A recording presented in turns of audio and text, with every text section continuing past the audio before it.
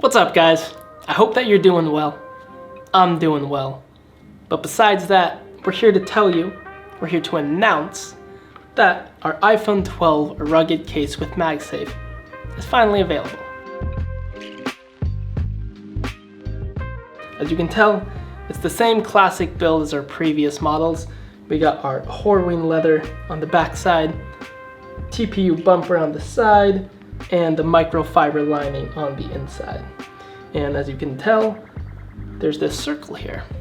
This circle is where the magnets are that connect to the MagSafe charger. So if we take our phone,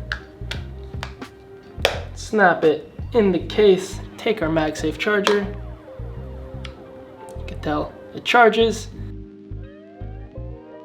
And if we do the old shake test, it's nice and secure on the back.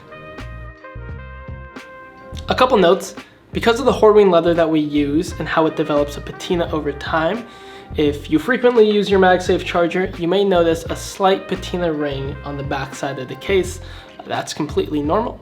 Second thing, I've been using this black case for a few weeks or so, and I've been using this MagSafe charger, and you can see there's a slight black stain on it.